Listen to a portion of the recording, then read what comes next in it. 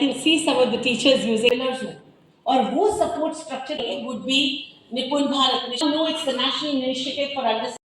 Hamare ko we have to focus. We have the doors open at least for ventilation. Teaching them about roots, about stem, about leaves. Education used to start from grade 1. Preschool used to be the domain of play schools. लेकिन अब इनको incorporate करके हमारे into our main school, what we are ensuring is quality education being ensured in every single room of the school. And when we talk about 9th, 10th, 11th, 12th, पहले हम separately use करते थे और अब हम उसको secondary बोल रहे हैं.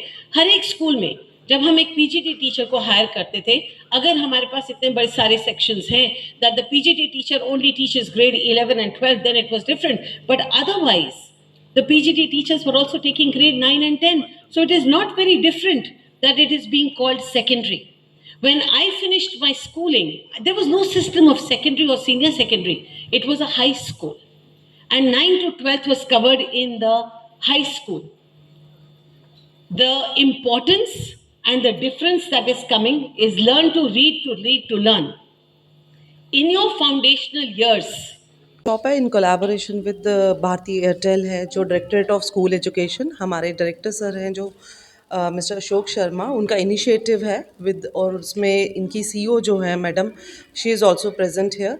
और इसका इनिशिएटिव करने का पर्पज़ ही यही था कि हम अपनी जो नींव है, अपनी जो फाउंडेशन है, that is the primary classes, जो एनईपी में भी है कि उसको स्ट्रेंथन करें और फाउंडेशनल लिटरेसी एंड न्यूमरेसी को एनहांस करें. जितना हो सके बच्चा अच्छे से पढ़ लिख सके. जो सबसे बड़ी मंशा है हमारी नेशनल एजुकेशन पॉलिसी 2020 की, उसकी तरफ ध्यान देते हुए ये आज की जो वर्कशॉप है, जिसमें डिफरेंट जो एनईपी के जो कंपोनेंट्स हैं उसको टच किया गया है, जैसे कि निपुण भारत के बारे में, विद्या प्रवेश के बारे में, और जो हमारा करिकुलम है एनसीएफ है उसके बारे में जो है बाहर से एक्सपर्ट्स आए हैं. और इसका पर्पस जो आज की वर्कशॉप का यही है कि जितने भी हमारे जो प्राइमरी विंग के साथ जो टीचर्स डील करते हैं उनको हमने बुलाया है offline as well as online, जिनको एक बहुत मैसिव और एक ये बहुत बड़ी वर्कशॉप है जिसमें ऑलमोस्ट कोई हमारे 800 टीचर्स जो हैं ऑफलाइन इन्वॉल्व हैं और 3000 से ऊपर टीचर्स जो हैं इन्वॉल्व होंगे ऑनलाइन माध्यम से.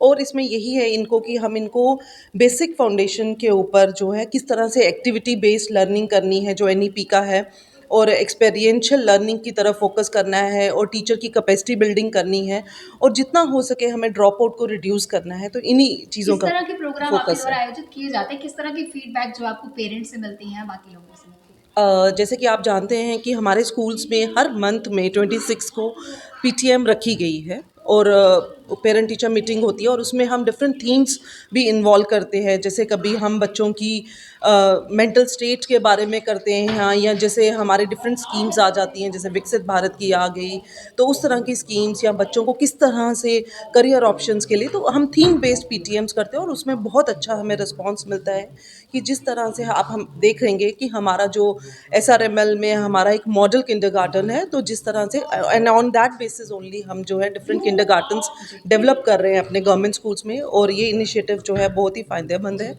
और पेरेंट्स इसको अप्रिशिएट भी कर रहे हैं.